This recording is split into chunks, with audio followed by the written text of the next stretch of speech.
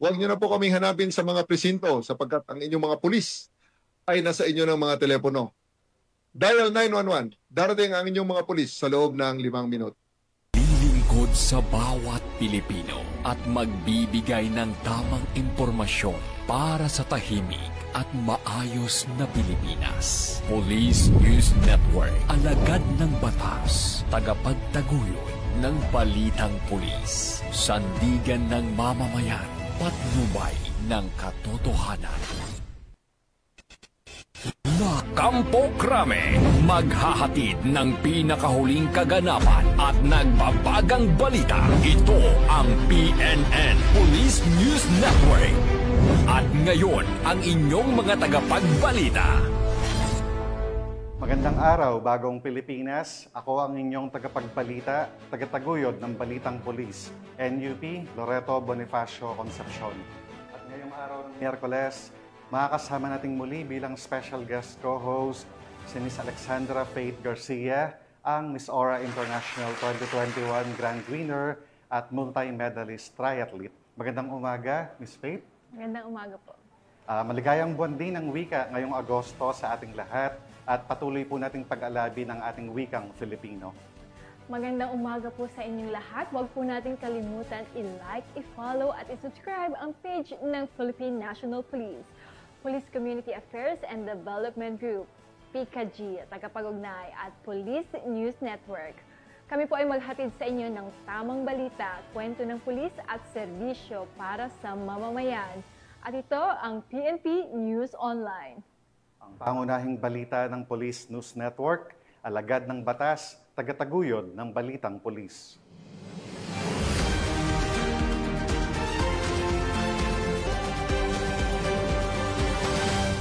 Narito ang mga balitang dapat niyong abangan.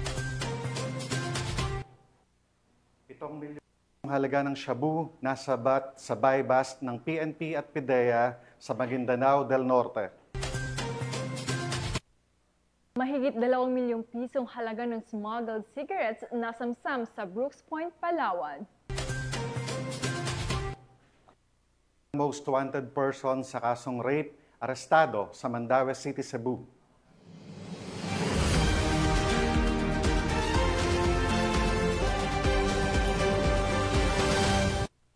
Mga balitang hatid ng ating PNN correspondents mula sa iba't ibang panig ng bansa.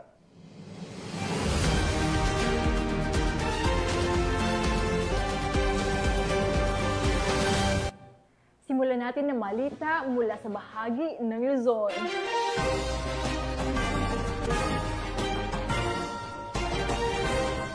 Walang kawala ang isang lalaki matapos umunong magpaputok ng baril sa Marikina City. Nang mabilis na rumispende ang mga tauhan ng Marikina City Police Station sa tawag ng isang concerned citizen sa 911. Sa loob lamang ng 4 na minuto mula sa pagtanggap ng ulat, naabutan at naaresto ng mga pulis ang suspect na ngayon ay nahaharap sa kasong illegal discharge of firearms at alarms and scandal. Yan ang tinutukan ni Patrolman Jenny May Dolor.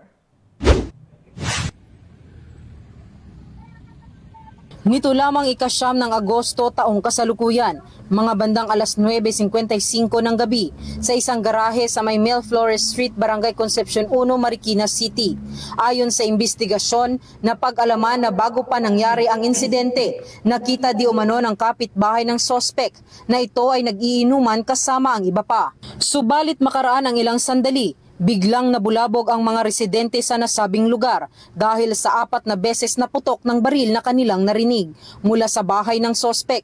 Dahil dito, hindi nagdalawang isip ang isang concerned citizen na kapitbahay ng sospek na tumawag sa 911 para sa police assistance. Mga bandang alas 10:14 ng gabi sa nasabi ring araw, matapos matanggap ng nasabing himpilan ang report sa 911, ay agad rumisponde ang mga tauhan ng Marikina City Police Station, Sector 6, at nakaraan lamang ang 4 na minuto ay agad nakarating ang mga pulis sa nasabing lugar ng insidente. Pagkadating ng mga pulis sa lugar at makausap ang sospek na kinilalang si alias Cesar, ay agad din naman itong sumuko sa mga otoridad at ipinakita ang kanyang mga dokumento ng license to own and possess firearm, firearm registration at permit to carry firearms. Subalit kahit paman may mga legal na dokumento itong ipinakita, Meron pa rin itong nalabag sa batas at ito ay mahaharap sa kasong illegal discharge of firearms and alarms and scandals. Matapos basahan ng kanyang karapatan ang sospek, ay pansamantala itong nakapiit sa Marikina City Police Station Custodial Facility para sa kaukulang disposisyon. Nagpapasalamat ako na mas dumating po sila mas maaga, early on. Aga pa naman po kagad ng station. And ang akin lang, wala naman po kaming against dun sa nangyari. Pero sa kapakanan na lang din po ng mga nakatira din dito. Yun lang naman. Mula dito sa Eastern Police District, ako po ang inyong PNN correspondent, Patrolwoman Jenny Midolor, alagad ng batas, tagataguyod ng Balitang Pulis. Maraming salamat, Patrolwoman Dolor. Hindi na nakaabot sa kanilang paroroonan ang 5 individual na lula ng isang bangkang demotor matapos mahulihan ng tinatayang 2.9 milyong pisong halaga ng smuggled na sigarilyo sa ikinasang anti-smuggling operation sa Brooks Point, Palawan. Nakibalita diyan si Patrolwoman Eloisa Beredo. 2.9 milyong pesos na halagang umanong smuggled na sigarilyo ang nasamsam at 5 individual ang naaresto sa isinagawang anti-smuggled operation ng 2nd Special Operation Unit Maritime Group Balabac Seaborne Command bandang alas 3 ng madaling araw noong ika-11 ng Agosto taong kasalukuyan sa karagatang sakop ng Barangay Maasin, Brooks Point, Palawan.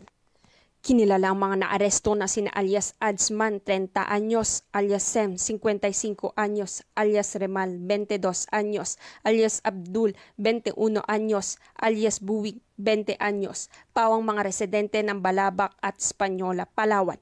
Nahuli silang aktwal na nagdadala at nagbabiyahe ng mga smuggled na sigarilyo sakay ng isang motorized bangka na walang kaukulang permit mula sa kinauukulang ahensya ng gobyerno at walang nakalagay ng graphic health warning, paglabag sa Republic Act 10643 at Republic Act 10863 o Custom Modernization and Tariff Act. Nasamsam sa operasyon ang humigit kumulang 80 master cases ng New Berlin na sigarilyo na tinatayang nagkakahalaga ng 2,520,000 pesos, 10 master cases ng New RS Menthol na sigarilyo na tinatayang nagkakahalaga ng 315,000 pesos, at isang motorbangka na kinilala sa tawag na Kiring-Kiring may 2 Kubota engine 18 at 24 na tinatayang nagkakahalaga ng 120,000 pesos. Ang mga sospek at nakumpiskang ebidensya ay dinala sa Rio Tuba Maritime Law Enforcement Team, Balabac Seaborne Command, Brooks Point Annex para sa dokumentasyon at tamang disposisyon.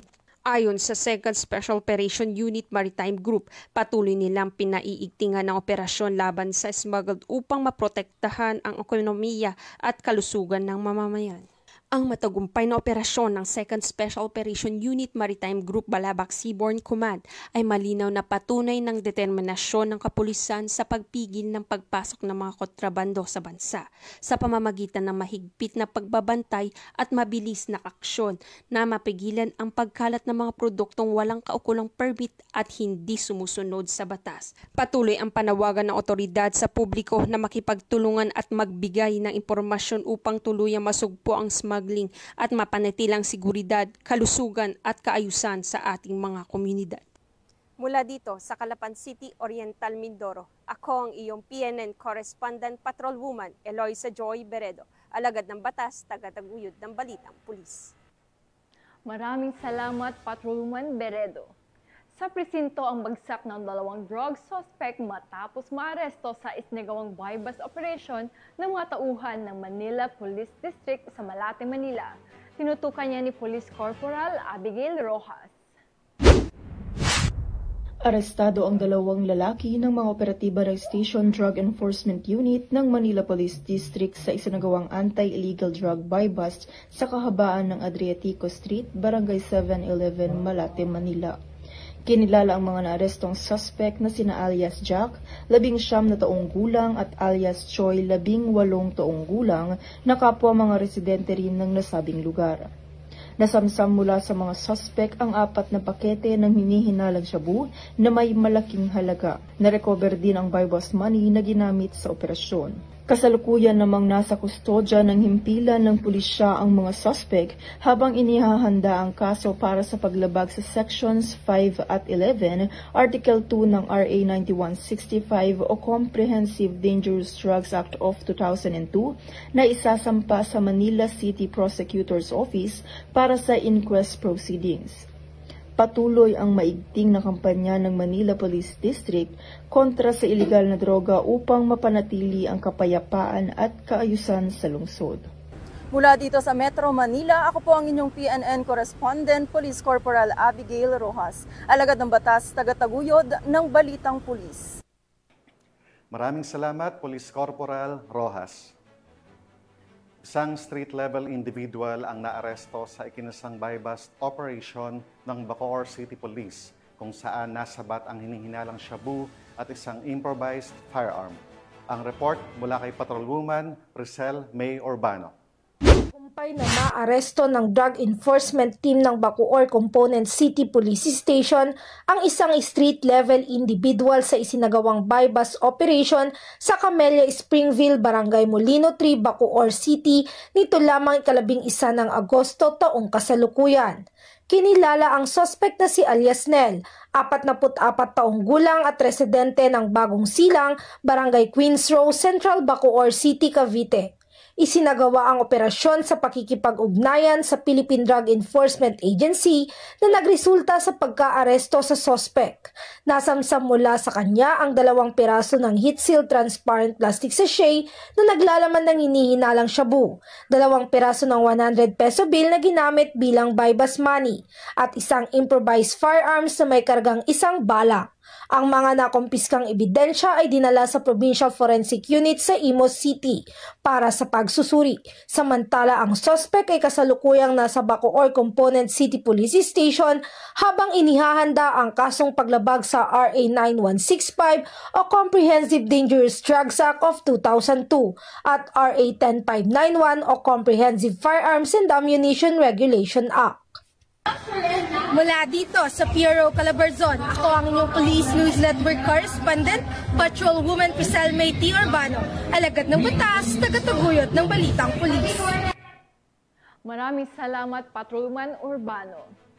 Sa isinagawang pagpupulong na ginanap sa Police Regional Office 1, Camp Florendo, San Fernando City, La Union, pinagtibay ng Philippine National Police at Department of Labor and Employment ang kanilang pagtutulungan para sa mas ligtas na pamayanan at ligtas na trabaho para sa mga manggagawa. Yan ang balitang hatid ni Police Staff Sergeant John Del Supremo. We look forward to today's exchange of ideas and dialogue. Noong 11 ng Agosto taong kasalukuyan, bumisita at nakipagpulong si Ezekiel Ronnie E. Guzman, ang Regional Director ng Department of Labor and Employment, kay Police Brigadier General Dindo R. Reyes, Regional Director ng Police Regional Office 1. Layunin nito na pag-usapan at pagtibayin ang kolaborasyon ng 2 ahensya ng pamahalaan na nagsusulong ng mas ligtas na kapaligiran sa trabaho at pagpapabuti ng produktibidad sa mga komunidad kasabay ng pagpapababa ng mga krimen. Bilang bahagi ng kanilang inisyatibo, ipinakita ni Police Brigadier General Reyes ang kausayan ng Police Regional Office 1 sa isang simulation exercise. Gamit ang Zoom, napanood ng mga membro ng DOLE ang mga aktibidad ng simulation mula sa iba't ibang probinsya. Kasama sa pagsasanay ang isang radio communication challenge at area familiarization upang mapabuti ang kahandaan at bilis ng pagtugon ng mga kapulisan. Isang pangunahing layunin ng pagsasanay ay ang pagpapabuti ng 5-minute response time mula sa pagtanggap ng 911 call hanggang sa pagdating ng mga emergency responders sa lugar ng insidente.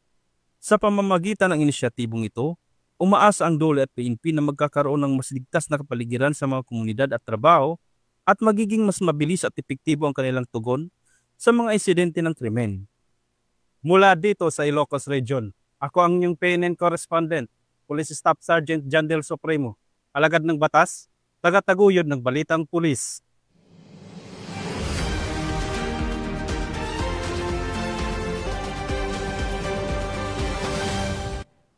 Tunghayan naman natin ang mga balita mula sa Visayas.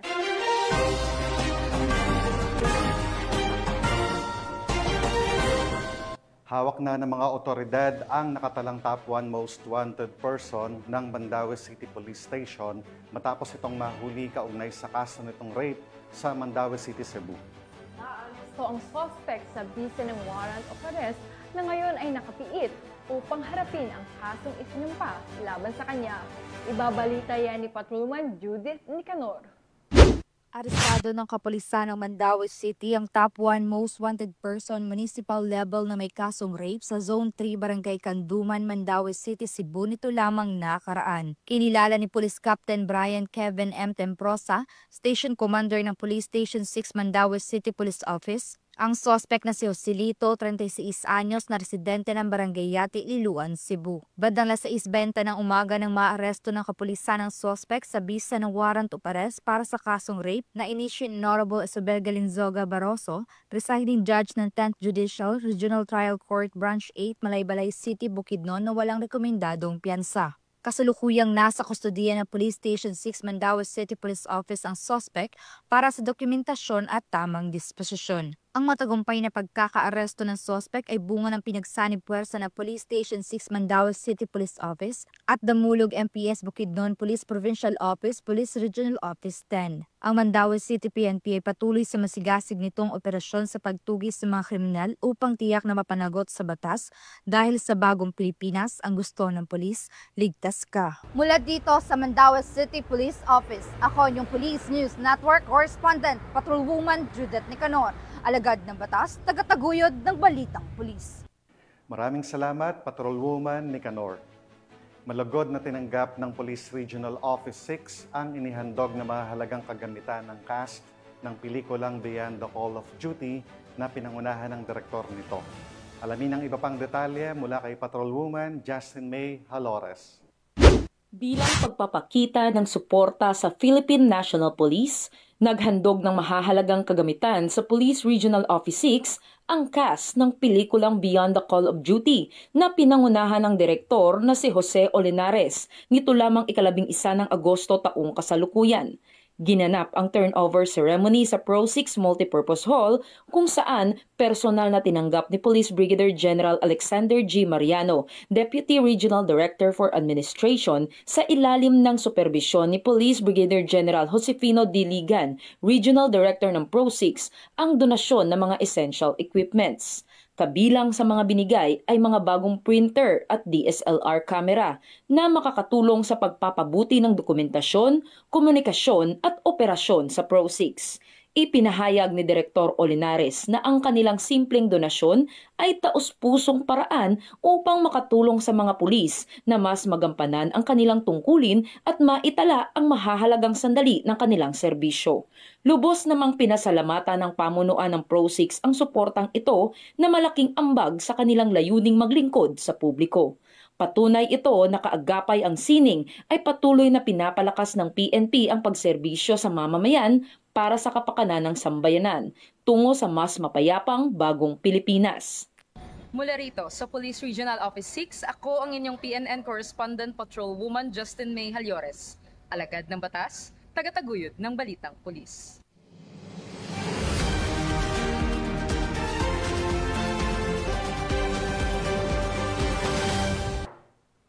Narito naman ang mga balita mula sa bahagi ng Mindanao.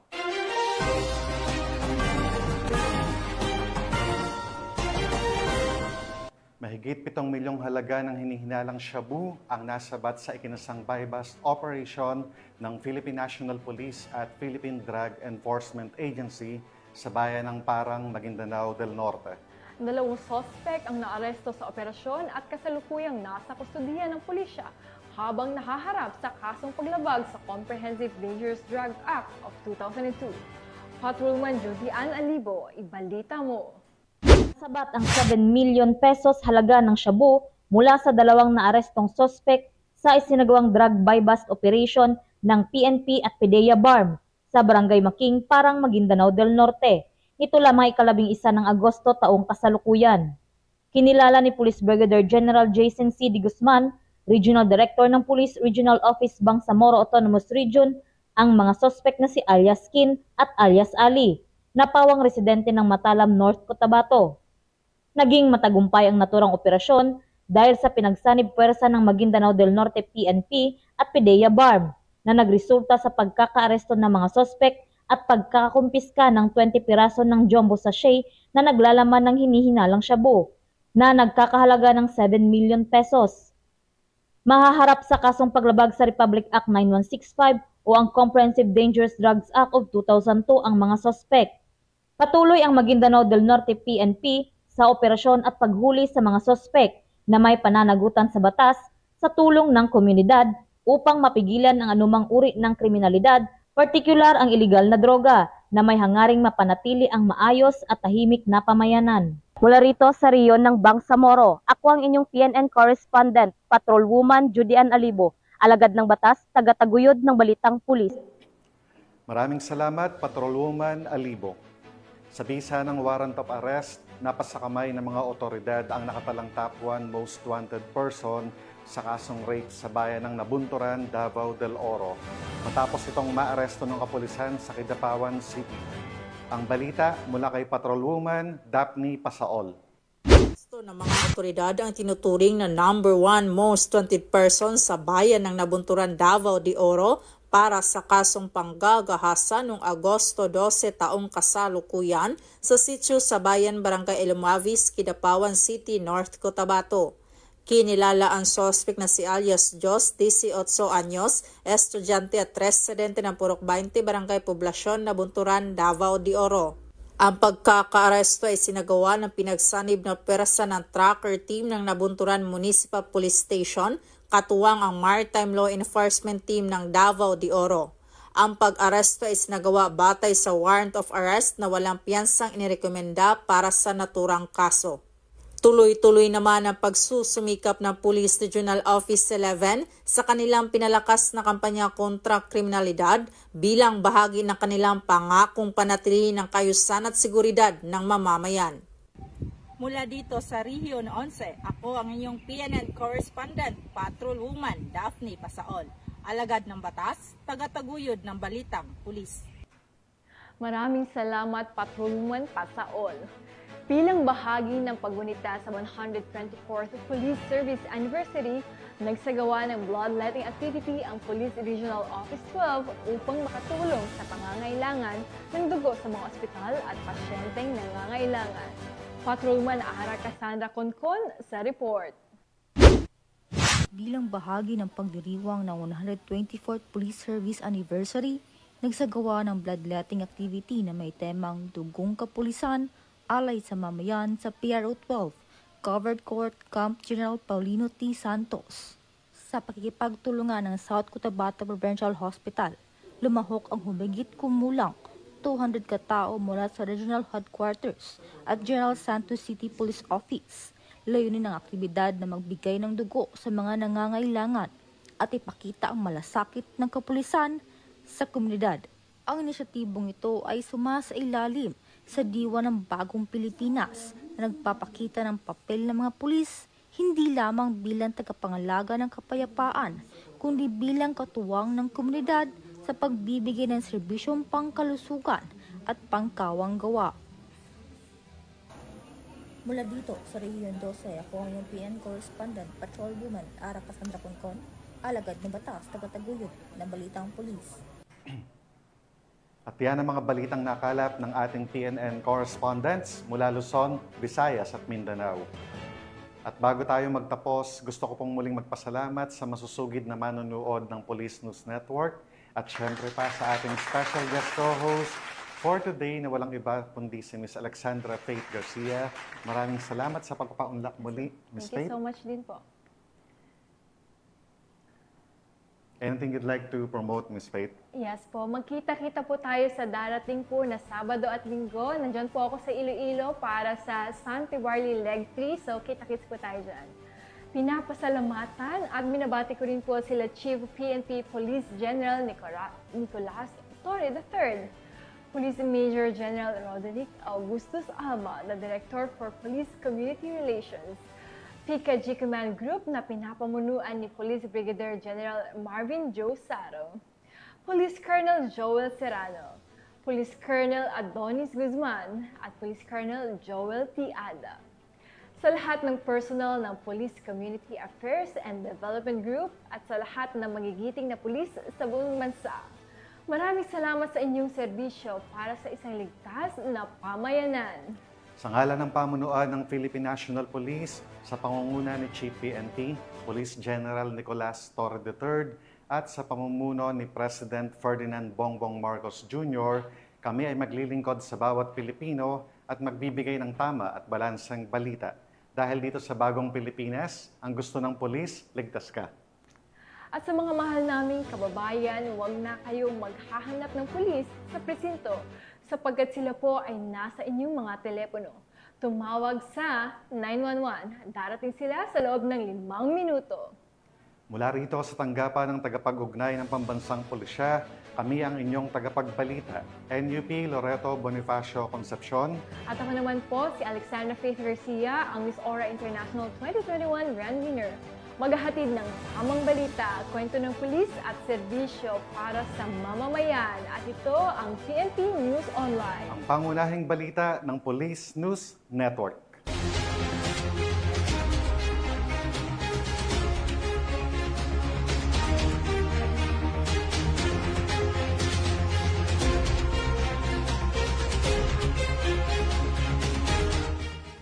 Police News Network, alagad ng batas, tagapagtaguyod ng balitang pulis.